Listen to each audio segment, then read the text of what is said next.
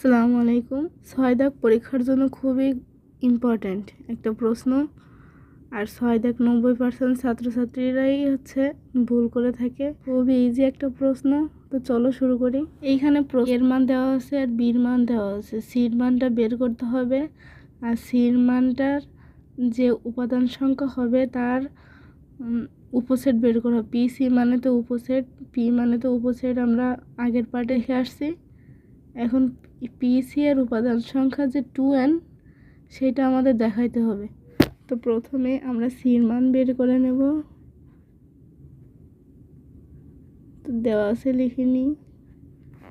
দেওয়া আছে এর মান, বির মান লিখে নিই। এর মান দেওয়া আছে a, b,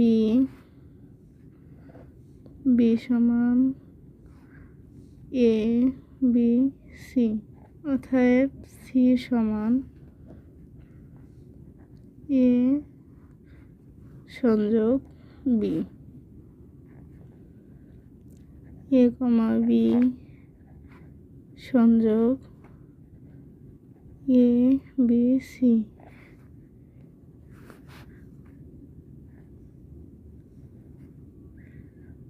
সম্পূর্ণটা বসে যাবে এ বি সি, দুইটা থাকলে 1 লাখ কমন যাবে। যেহেতু এইটুকু সবাই বুঝতে পারছো, তাই না? এখন এই সি এর উপাদান সংখ্যাটা বের করে নিতে হবে। অতএব পি সি সমান, এই তিনটাকে ভাঙতে হবে। প্রথমে একটা একটা করে ভাঙি। এ বি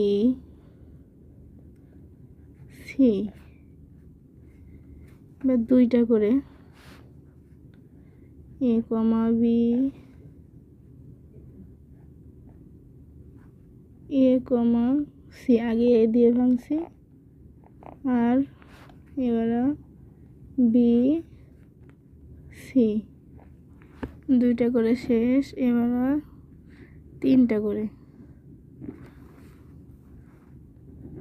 লাস্টে ফাঁকা সেট। এইটুকু তো সবাই বুঝতে পারছো। এর উপাদান সংখ্যা কয়টা হলো আমরা গুনে নিই। 1 2 3 4 5 6 7 8টা, সমান 8টি। এবারে 8কে ভাঙতে হবে। তো পাশে রাফ করে নিচ্ছি। 1 দিয়ে তো 8 ভাঙা যায় না। তো 2 3বার গুণ করলে দেখো 8 হয়। 1 দিয়ে যখন যায় না, তো 2 দিয়ে ট্রাই করা লাগবে। তো 2 দিয়ে ট্রাই করলে 2 3বার গুণ করলে 8 হয়। তো এইখানে আমরা লিখতে পারি, এখানে সি এর উপাদান সংখ্যা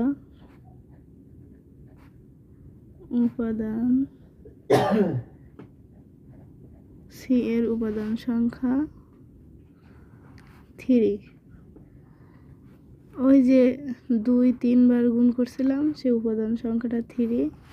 অতএব পিসি এর উপাদান সংখ্যা হবে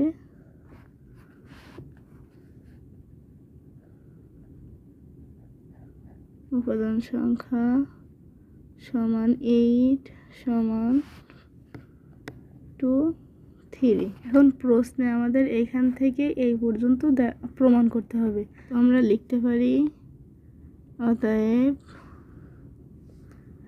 সি এর উপাদান সংখ্যা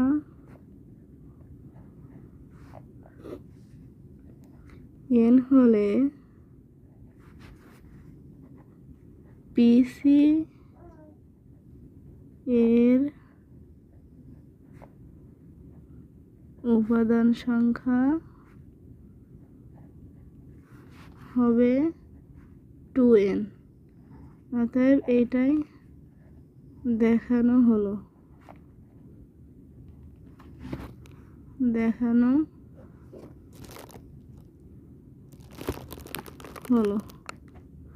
এটাই অ্যান্সার। এতটুকু কি তোমরা বুঝতে পারছো? যদি ভিডিওটা তোমাদের কাজে লাগে তাহলে অবশ্যই চ্যানেলটা সাবস্ক্রাইব করে রাখো। এখন আমরা 7 দাগ করব। তো এখানে এক্স আর ওয়াই এর মান বের করতে বলা হয়েছে। তো এখানে দেখো সমান সমানের এই পাশের দুইটা সংখ্যা মানে জোড়ায় জোড়ায় দেওয়া আছে, এখানেও দুইটা সংখ্যা জোড়ায় জোড়ায় দেওয়া আছে, এ একটা সংখ্যা এ একটা সংখ্যা। তো এইটাকে বলা হয় ক্রমজোড়ের সংখ্যা। তো ক্রমজোড়ের নিয়মটা কি, যদি তোমরা সমান সমানের এই ডান পাশের প্রথমটা নাও তাহলে সমান সমানের পরে এই এই প্রথমটা নিতে হবে। আর যদি তোমরা এই দ্বিতীয়টা নেও বাম পাশের এই দ্বিতীয়টা নাও তাহলে ডান পাশের এই দ্বিতীয়টা নিতে হবে। তো অবশ্যই এইটুকু বুঝতে পারছো। তো চলো শুরু করি অঙ্কটা। 7 ক দেওয়া আছে। প্রথমে আমরা দেওয়া আছে লিখে অঙ্কটা লিখে নিই। x - 1 y + 2 সমান y - 2, 2x + 1। এবার ক্রমজোড়ের নিয়ম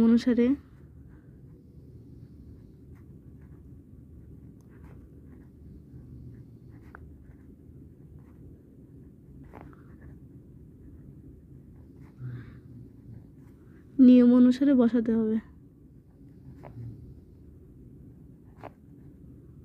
ক্রমজোড়ের নিয়ম অনুসারে তো প্রথমে x - 1 প্রথমটা নিছি, তো এই পাশেরও প্রথমটা নিতে হবে y - 2 বা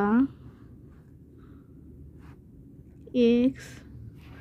এখানে আগে আমরা সংখ্যা একসাথে করব। হ্যাঁ, x এখানে প্লাস আছে মনে মনে, তো এইখানে সমান সমানের এই পাশে আসলে মাইনাস হয়ে যায়।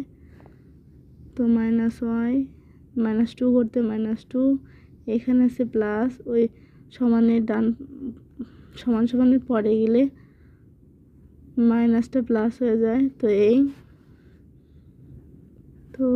x - y সমান -1, যেহেতু বড়টার আগে মাইনাস চিহ্ন আছে তো মাইনাস। এটা হচ্ছে 1 নং সমীকরণ। আবার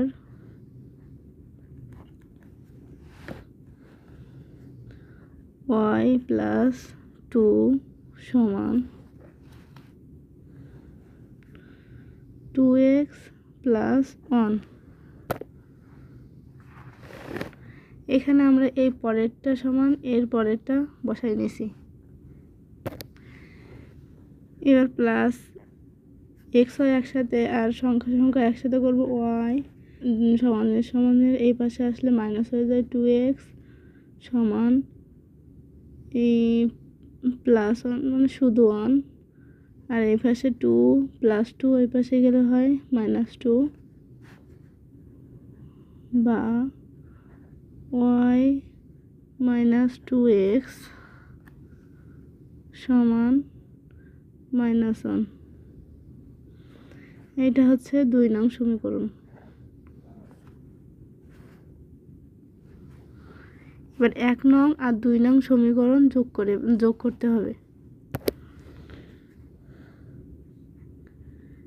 1 নং সমীকরণ প্লাস 2 নং সমীকরণ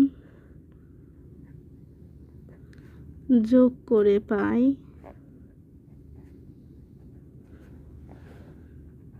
x সমান -1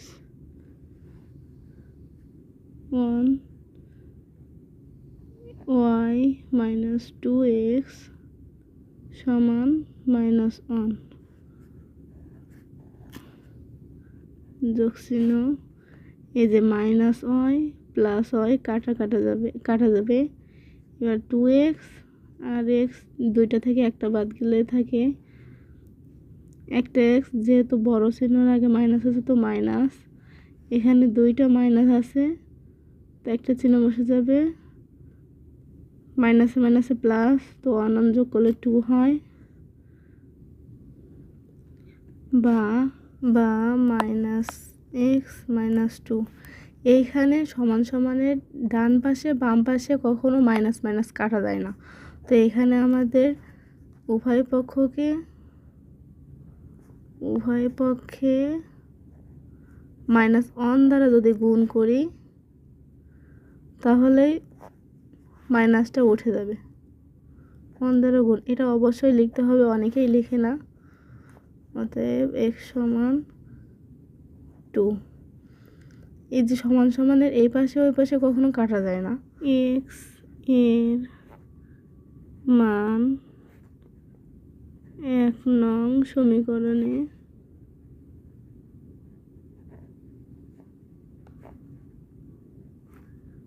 বসিয়ে পাই